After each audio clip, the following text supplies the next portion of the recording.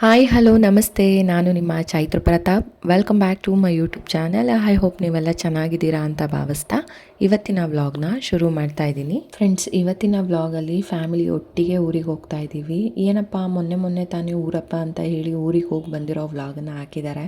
ಸಡನ್ನಾಗಿ ಏನು ಮತ್ತೆ ಊರಿಗೆ ಹೋಗ್ತಾ ಇದ್ದಾರೆ ಅಂತ ಅನ್ಕೊಬೋದು. ಹೌದು, ಇವತ್ತಿನ ವ್ಲಾಗಲ್ಲಿ ನಮ್ಮಮ್ಮ ಅವರ ಅಪ್ಪನೂರಿಗೆ ಹೋಗ್ತಾ ಇದ್ದೀವಿ. ಅಂದರೆ ತಟ್ಟಳಿಗೆ ನಾವು ಹೋಗ್ತಾ ಇರೋ ಅಂಥದ್ದು.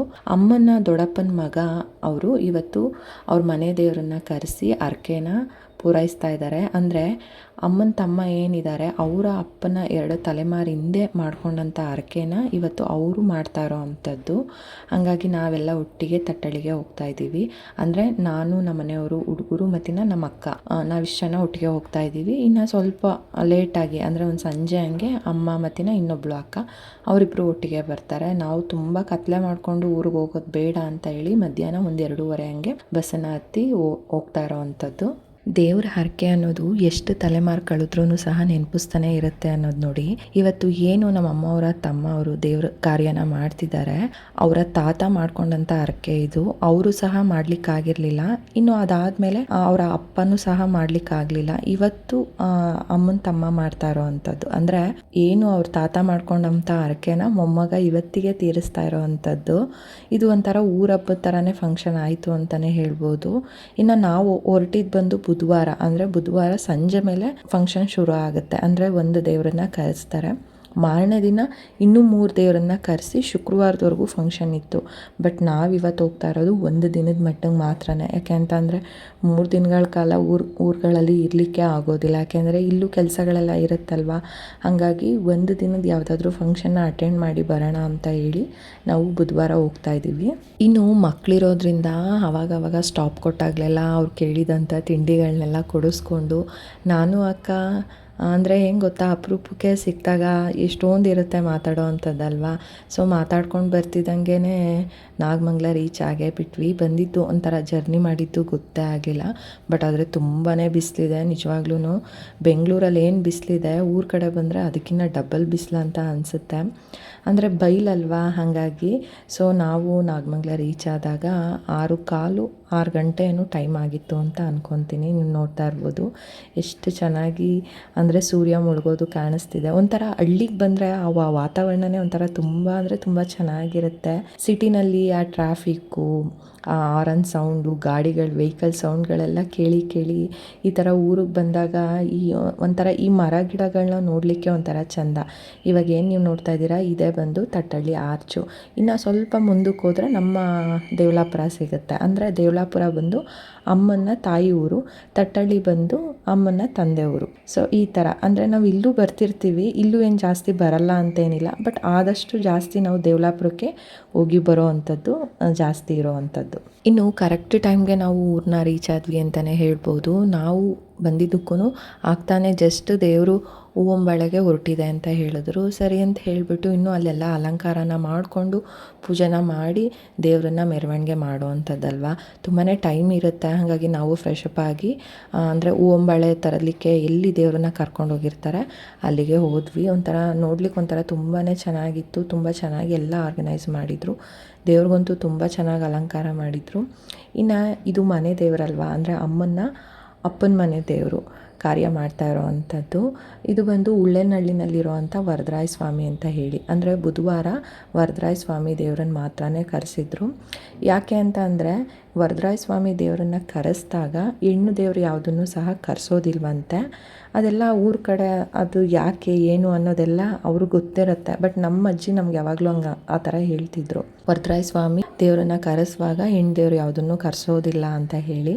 ಹಾಗಾಗಿ ಆವತ್ತಿನ ದಿನದ ಮಟ್ಟಿಗೆ ಬರೀ ವರದರಾಯ ಸ್ವಾಮಿ ದೇವರನ್ನ ಕರೆಸಿ ಒಂದು ನೈಟು ದೇವರನ್ನ ಮನೆಯಲ್ಲಿ ಇರಿಸ್ಕೊಂಡು ಮಾರನೇ ದಿನ ಬೆಳಗ್ಗೆ 10 ಗಂಟೆಗೆಲ್ಲ ದೇವರನ್ನ ಕಳಿಸ್ಕೊಟ್ಟಾದ್ಮೇಲೆ ಸಂಜೆ ಮೇಲೆ ಮತ್ತೆ ಇನ್ನು ಉಳಿದಿರೋ ಅಂಥ ಪಟ್ಲದಮ್ಮ ದೇವರು ಮತ್ತು ತಟ್ಟಳ್ಳಿನಲ್ಲಿರೋ ಅಂಥ ಗ್ರಾಮ ದೇವತೆ ದೇವರನ್ನ ಮತ್ತು ಇನ್ನೂ 1-2-3 ದೇವ್ರನ್ನ ಅಂದರೆ 3-4 ದೇವ್ರನ್ನೇನೋ ಗುರುವಾರ ಕರೆಸಿ ಅದನ್ನು ಮತ್ತೆ ನೈಟ್ ಇರಿಸ್ಕೊಂಡು ಶುಕ್ರವಾರ ದೇವರನ್ನ ಕಳಿಸ್ಕೊಡೋ ಅಂಥದ್ದು. ಈ ಥರ ಫಂಕ್ಷನ್ನ ಏರ್ಪಾಟ್ ಮಾಡಿದರು.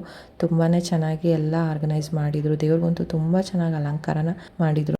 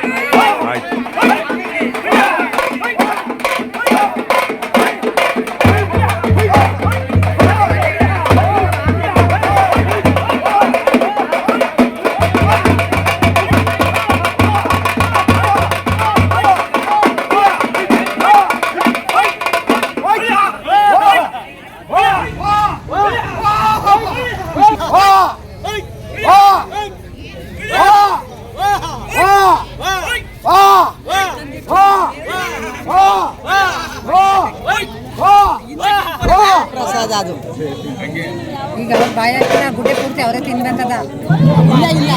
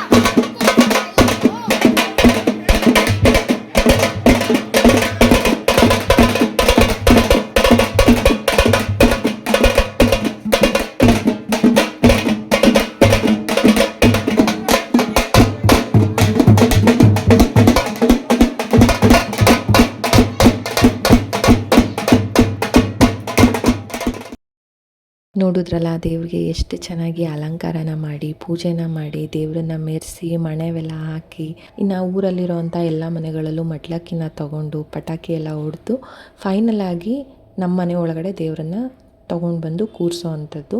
ಇಲ್ಲಿ ದೇವರನ್ನ ಕೂರಿಸಾದ್ಮೇಲೆ ಇಲ್ಲೂ ಸಹ ಪೂಜೆ ಎಲ್ಲ ಮಾಡಿ ಅಂದರೆ ಮಡ್ಲಕ್ಕಿ ಎಲ್ಲ ಏನು ಕೊಡೋದಿರುತ್ತೆ ಅದನ್ನೆಲ್ಲ ಕೊಟ್ಟಾದಮೇಲೆ ಪೂಜೆ ಮಾಡಿರೋ ಅಂಥ ಅಡುಗೆನೆಲ್ಲ ದೇವ್ರ ಮುಂದೆ ಇಟ್ಟು ಪೂಜೆನ ಮಾಡ್ಕೊತಾರೆ. ಫೈನಲಾಗಿ ಇವತ್ತಿನ ಫಂಕ್ಷನ್ನು ಇಲ್ಲಿಗೆ ಮುಗೀತು ಅಂತಲೇ ಹೇಳ್ಬೋದು. ಇದಾದಮೇಲೆ ದೇವರನ್ನ ಮನೆಗೆ ತೊಗೊಂಡು ಬಂದು ಕೂರಿಸಿದ್ಮೇಲೆ ಊರಲ್ಲಿ ಊಟಕ್ಕೆ ಕೊಡೋ ಅಂಥದ್ದು. ಸೊ ಈ ಥರ ವ್ಯವಸ್ಥೆ ಇರುತ್ತೆ. ಮುಂಚಿತವಾಗಿ ಊಟ ಕೊಡಲಿಕ್ಕೆ ಹೋಗೋದಿಲ್ಲ. ಅದು ಎಷ್ಟು ಟೈಮ್ ಆಗುತ್ತೆ ಗೊತ್ತಿಲ್ಲ, 10 ಗಂಟೆ ಆಗ್ಬೋದು, 11 ಗಂಟೆ ಆಗ್ಬೋದು. ಊರ ಕಡೆ ಅಂದರೆ ಏನು ಪದ್ಧತಿ ಇರುತ್ತೆ ಅದೇ ಥರನೇ ಮಾಡ್ಕೊಂಬರೋ ಅಂಥದ್ದು. ತುಂಬ ಚೆನ್ನಾಗಿ ಮಾಡಿದ್ರು. ಒಂಥರ ಊರಪ್ಪ ನೋಡ್ದಂಗೆ ಅನ್ನಿಸ್ತು ನನಗಂತೂ. ಒಂಥರ ಖುಷಿ ಆಯಿತು. ಬಟ್ ಇಷ್ಟೆಲ್ಲ ಆದರೂ ಇನ್ನೂ ಅಮ್ಮ ಅಕ್ಕ ಇಬ್ಬರು ಬಂದೇ ಇರಲಿಲ್ಲ. ಸೊ ನಾವು ಇದೆಲ್ಲ ದೇವ್ರನ್ನ ಮನೆ ಒಳಗಡೆ ಕರ್ಕೊಂಬಂದು ಕೂರಿಸಿದ ಮೇಲೆ ಅವರು ಬಂದರು. ಯಾಕೆಂದರೆ ಅವ್ರು ಅಲ್ಲಿಂದ ಹೊರಟಾಗ್ಲೇ 5:30 ಏನೋ ಟೈಮು. ಮಿನಿಮಮ್ ಅಂದರೂ ಒಂದು 3 ರಿಂದ 4 ಅವರ್ ಬೇಕು ಬೆಂಗಳೂರಿಂದ ನಮ್ಮೂರಿಗೆ ಬರಲಿಕ್ಕೆ. ಸೊ ಅಷ್ಟು ಟೈಮ್ ಆಗೇ ಆಗುತ್ತೆ. ಅವರು ಏನಂದರೆ ಇನ್ನೂ 2 ದಿನ ಇಲ್ಲೇ ಸ್ಟೇ ಆಗ್ತಾರೆ. ಹಾಗಾಗಿ ಅವರು ಸ್ವಲ್ಪ ಬರೋ ದಿನ ಲೇಟಾಗೇ ಬಂದರು. ಬಟ್ ನಾವಿಬ್ಬರು ಏನಂದರೆ ನೆಕ್ಸ್ಟ್ ಡೇ ಎಲ್ಲ ನಾವು ಹೊರಡಬೇಕಿತ್ತಲ್ವ, ಹಾಗಾಗಿ ನಾವು ಸ್ವಲ್ಪ ಬೇಗನೆ ಬಂದಿದ್ವಿ.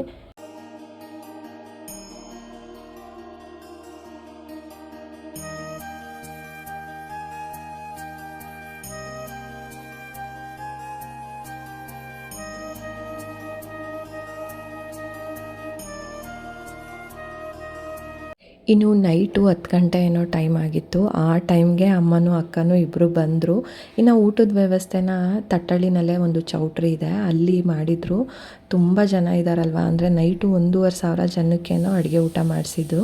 ಹಾಗಾಗಿ ಚೌಟ್ರಿನಲ್ಲಿ ವ್ಯವಸ್ಥೆನ ಮಾಡಿದರು. ಇನ್ನು ಅಡುಗೆ ಊಟ ಅಂತೂ ತುಂಬಾ ಚೆನ್ನಾಗಿತ್ತು. ದಡೆ ಅಡುಗೆನೇ ಆ ಟೇಸ್ಟ್ ಕೊಟ್ಬಿಡುತ್ತೆ ಅಂತಲೇ ಹೇಳ್ಬೋದು. ಅದರಲ್ಲೂ ದೇವ್ರ ಫಂಕ್ಷನ್ ಅಂತ ಬಂದಾಗ ಅದೇನಿರುತ್ತೆ ದೇವ್ರ ಪ್ರಸಾದ, ಅದು ಟೇಸ್ಟ್ ಡಬಲ್ ಆಗುತ್ತೆ ಅಂತಲೇ ಹೇಳ್ಬೋದು. ತುಂಬಾ ಚೆನ್ನಾಗಿತ್ತು. ನಾವು ಎಲ್ಲ ಊಟ ಮುಗಿಸ್ಕೊಂಡು ನೈಟ್ ಏನು ಮಾಡಿದ್ವಿ ಅಂದರೆ ದೇವಲಾಪುರಕ್ಕೆ ಹೊರಟ್ಬಿಟ್ವಿ. ಯಾಕೆಂತ ಅಂದರೆ ಮನೆಯಲ್ಲಿ ದೇವರೆಲ್ಲ ಕೂರಿಸಿರ್ತಾರಲ್ವ, ಜೊತೆಗೆ ದೂರದಿಂದ ಬಂದಿರೋಂಥ ನೆಂಟರುಗಳೆಲ್ಲ ಇರ್ತಾರೆ. ಅವರೆಲ್ಲ ಮಲಗಲಿಕ್ಕೆ ಅಲ್ಲಿ ವ್ಯವಸ್ಥೆ ಆಗಲೇಬೇಕು. ನಮಗೇನಂದರೆ ಹತ್ರ ಇದೆ ದೇವಲಾಪುರ ಅಂತ ಹೇಳಿಬಿಟ್ಟು ನಾವೇನು ಮಾಡಿದ್ವಿ, ನೈಟು ಅಮ್ಮ, ನಾನು, ಅಕ್ಕ, ನಮ್ಮನೆಯವರು ಮತ್ತು ಇನ್ನು ದೇವಲಾಪುರದಿಂದ ನಮ್ಮ ಅತ್ತೆ ಮಗ ಎಲ್ಲರೂ ಬಂದಿದ್ದು. ನಾವೆಲ್ಲ ಒಟ್ಟಿಗೆ ಆಟೋದಲ್ಲಿ ದೇವಲಾಪುರಕ್ಕೆ ಹೋಗ್ಬಿಟ್ವಿ. ಒಂದು 15 ಮಿನಿಟ್ಸ್ ಏನೋ ಆಗುತ್ತೆ ತಟ್ಟಳ್ಳಿಯಿಂದ ದೇವಲಾಪುರಕ್ಕೆ ಹೋಗೋದಕ್ಕೆ. ಇನ್ನು ದೇವಲಾಪುರಕ್ಕೆ ಹೋದಾಗ ನೈಟು 11 ಗಂಟೆ ಏನೋ ಟೈಮ್ ಆಗಿತ್ತು. ಹೋದ ತಕ್ಷಣ ನಾವು ಮಲಗಲೇ ಇಲ್ಲ, ಎಲ್ಲ ಒಟ್ಟಿಗೆ ಕೂತ್ಕೊಂಡು ಮಾತಾಡಿಕೊಂಡು. ಇನ್ನು ನಮ್ಮ ಅತ್ತೆ ಮಗಂದು ಮದುವೆದು ಆಲ್ಬಮ್ ಎಲ್ಲ ನೋಡಿರಲಿಲ್ಲ. ಸೊ ಅದೆಲ್ಲ ಒಂದು 5 ಆಲ್ಬಮ್ ಏನೋ ಇತ್ತು. ಅದನ್ನೆಲ್ಲ ನೋಡಿಕೊಂಡು ನಾವು ನೈಟು ಮಲಗಿದಾಗ 12:30 ಏನೋ ಟೈಮ್ ಆಗಿತ್ತು. 12:30 1 ಗಂಟೆನೇ ಟೈಮ್ ಆಗೋಗ್ಬಿಟ್ಟಿತ್ತು. ಇನ್ನು ಬೆಳಗ್ಗೆ ಎದ್ದು ಮತ್ತೆ ರಿಟರ್ನ್ ನಾವು ಹೊರಡಬೇಕಿತ್ತಲ್ವ, ನಾವು ರಿಟರ್ನ್ ಬೆಂಗಳೂರಿಗೆ ಬರಬೇಕಿತ್ತು. ಇನ್ನು ಅಮ್ಮ ಮತ್ತಿನ ಇನ್ನೊಬ್ಬಳು ಅಕ್ಕ ಅವರು ತಟ್ಟಳ್ಳಿಗೆ ಹೋಗಬೇಕಿತ್ತು.